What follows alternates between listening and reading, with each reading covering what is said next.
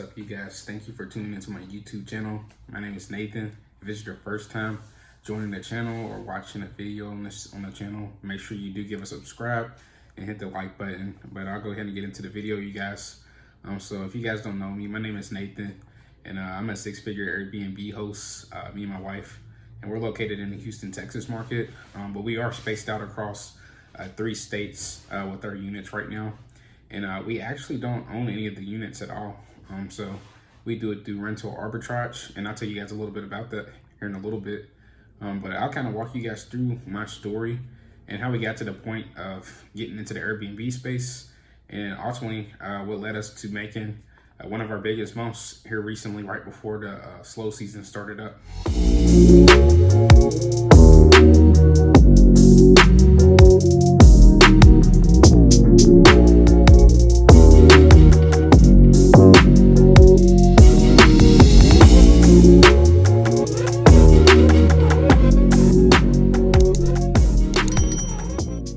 So before we actually got started with Airbnb, this is a few years back, I was working pretty much the regular normal 9-to-5 job. I was working at FedEx. I was working there for probably about 3 years.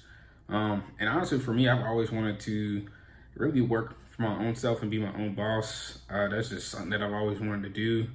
Honestly, I never really wanted to, pursue the normal route, I would say.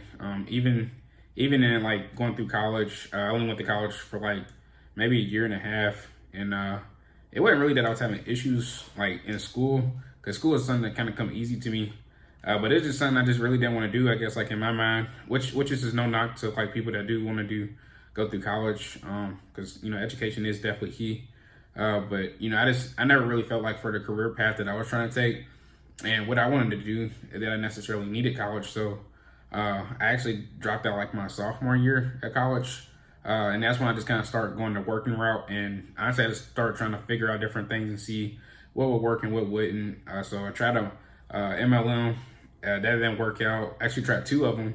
It didn't work out with my wife, and neither one made us any money. The second one made us a little bit, but really the moral of the story with both of them is we spent more money than we even made. So that's not a profitable business at all, in my opinion. But I do know people that make money within that as well. But we figured that wasn't for us. But I'll just kind of focus more so on myself on this one, because we'll do a video together on our couples channel and just kind of talking about the whole process and what it's like with us both working together. But really from there, I started just working at different jobs. And then finally, I figured out the one that kind of worked for me. That was FedEx. It gave me the most flexibility to kind of be by myself. And it was pretty cool because you could just like listen to music while you was on the road and do your thing. So I started listening to like a lot of YouTube videos when I was out driving every single day, because like, once you get your route down packed, it's pretty easy. So, I'm like, during the day, I'm just like, man, might as well listen to some things that's going to be beneficial for me. So start listening to some different YouTube videos because I was really wanting to get into real estate pretty heavy. So started learning a lot about real estate. And then the first actual successful business that I kind of learned from that was wholesaling real estate. And that was like the first thing I actually started. And I won't talk much about it in this video, but pretty much all wholesaling real estate is finding a homeowner who's in a distressed situation or has a distressed property that they're trying to sell. And basically, you will speak with the homeowner, negotiate with them, and come to a good price that works for both of you guys. And you will get the property under contract, and then you're basically going to sell the contract to an investor. And in return, you should make an assignment fee off of that, because you're going to sell that contract for a higher rate to the buyer at the end. So I started doing that for a little bit, started getting some success with that. And then I started learning that not only could I just sell the contracts over to people, but I could actually take down these properties myself using little to no money. And I could actually take the properties over via subject to, which is basically just taking over the homeowner's mortgage. Again, we'll talk about that later in another video. But I actually got my first rental property like that. So I was pretty content for a while with doing like long-term rentals, but the mortgage that I was paying on that one was about $650 a month, and the tenant they paid like $900 or $950 a month. So I was left with about $300 in cash flow. But then once you start deducting the other expenses, and maybe you're setting to the side for other repairs that will come up in the future. The 300 profit cash flow that I was seeing, I really got knocked down to more so around 200. And within that first year, I think we had like 2 or 3 issues that happened. I think like the water heater went out and we had to replace the whole water heater. And we had like an electrical issue that was going on. And also the air conditioning unit went out too as well. So literally right there alone, my whole entire cash flow was wiped out for the entire year. So I actually really didn't make any money on that rental property. But I never let that stuff discourage me. I just take the hits and I keep rolling with them. So basically from there, I was still really wanting to get into like short-term rentals because I was hearing about Airbnb, and probably a year and a half ago or so, I would say no, 2 years ago, was when we were in this group together, and we went to go. My wife was telling me about these people that needed somebody to do some cleaning for them, and we went to go do some cleanings at their property, and we came to the building, and it was like a old abandoned. No, I'm sorry. It used to be an old church building, and they had renovated the entire building. And it's like 6 or 7 units that they converted it over to. So we started helping them out doing the cleanings over there, and not only were they paying us for doing us cleans, but also too they were giving us just like knowledge and free game on like how they got started with Airbnb, and we helped them get to where they were. So we kind of started learning a little bit about it then. But then I was a little discouraged because I was like, we didn't really have the funds or, the credit to be able to purchase and do a big rehab like that. So then once again, I was just like, I don't know what we're going to do. So ended up, the pandemic came around and it happened. And we both actually ended up getting laid off of our jobs. And I was really at that point, we was at home every day. And I was just, once again, looking at more YouTube videos, and if not doing that, I was doing wholesaling as well too. But then I came across a YouTube video, and the guy was saying you actually don't have to purchase the property. You can do what we call rental arbitrage, and what that is basically going in. You're going to basically do the same process you would if you were going to like lease or rent out an apartment or something like that.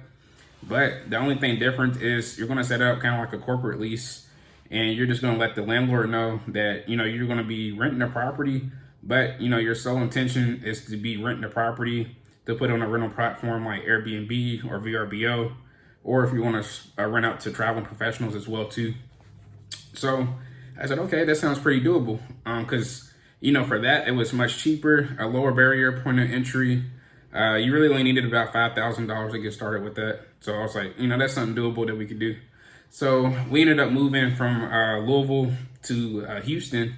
That was just something that we already wanted to do, and we just knew we just thought it would be better down here. I don't know, just getting away just from my hometown. We just wanted to do that. So when we moved down to Houston, I started joining some Airbnb groups here, and we were trying to figure out if maybe we could just take over somebody's lease if they were selling. We didn't really have any luck with that. And then that's when I just started calling around to different landlords. Probably got like 20 or 30 no's. And then finally we came across this realtor. She said that she helps people find properties. So she helped us come across our first property. And it was in the Museum District area. It was like a 2-bed, 1-bath. And the rent was probably about $1,200. So with all utilities and everything included, we're probably paying about $1,300 a month on it. So we got into the property. We furnished it. I think we spent like $4,000 on furniture for it. We did like a lot of like thrift shopping and like looking for deals and stuff like that. So we get like a lot of like good furniture from like Facebook Marketplace. I think we even got like a couch for like $130 from like a reseller who like goes and he like refurbishes couches and stuff like that. So we were pretty like, we were being on a budget for sure with the first unit. But we ended up setting up the unit in probably about a week and a half, which is very slow on setup time. But we just didn't know what we were doing. So after we got the unit set up, our first 3 or 4 months, we actually did not make really any money at all. I think we only made like $300 or $400 each month. And then finally we figured it out. It was like December of 2021. We made $2,000. So after paying all expenses, which was like $1,300, we made $700 profit that month. And that was like our aha moment. And I was like, man, like the way I be thinking is like, if I see something works, I'm like, we gotta go all in on it. So when I figured out that that worked, and I was like, dang, $700, I was like, okay, what we had 10 properties, that's 7 bands. So I'm like, we gotta run this up. So, but of course that was what I was saying, but our pockets were saying otherwise. So we actually stuck it with that property for another couple of months. I would say until going into May, and then that's when I came across some guys who had helped me start raising capital, and actually they had stellar credit, and they started really putting me onto the credit game and showing me that, hey, don't buy these properties using your money, start putting this stuff on the credit cards and stuff like that.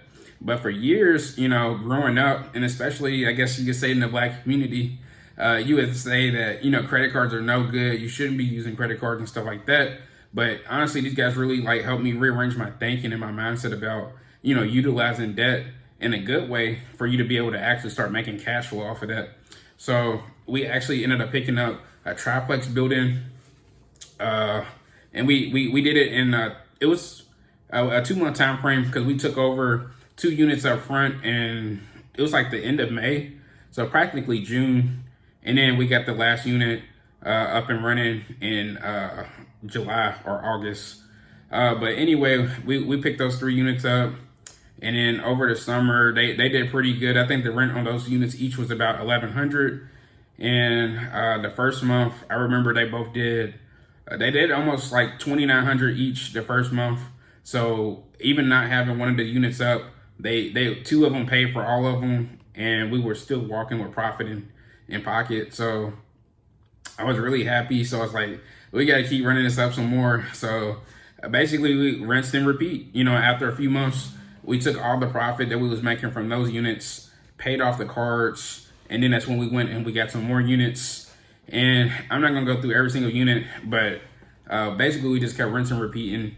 And from there, I say going into December, we ended the year off right around, I want to say 19 or 20 units is what we ended the year off at.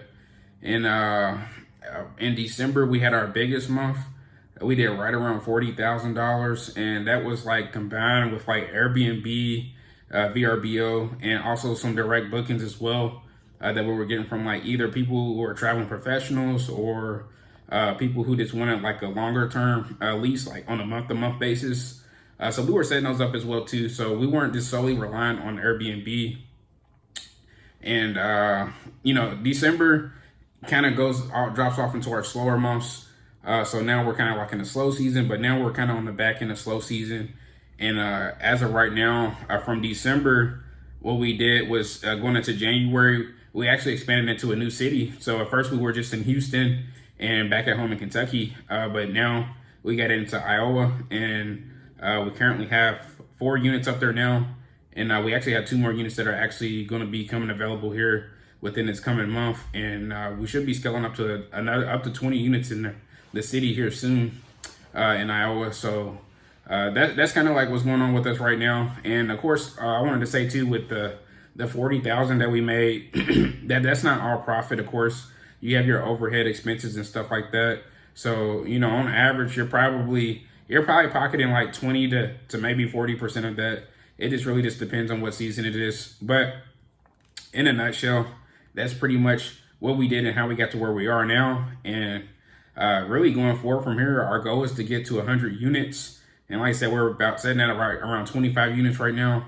So it should probably be in and off at about 30, hopefully going into the peak season. And then we're still going to try to ramp up some more if we can. But like I said, our goal is to get to 100 units. I'm going to be dropping content like this on a normal basis, talking about Airbnb, how you can get into it without, using any money, and you start using credit. And also too, how you can get into Airbnb without actually spending a whole lot of money and going the arbitrage route versus purchasing. But the end game should always be purchasing. But, this is really a cash flow play. And you can make a lot of money in a short amount of time on a month-to-month basis. But it's not a get-rich-quick scheme thing. It is going to take time. But in my opinion, it's get rich for sure. So if you like the video, make sure you give me a subscribe, follow, and check me out for more content. Also, you can give me a follow on my Instagram page and also my TikTok and Facebook.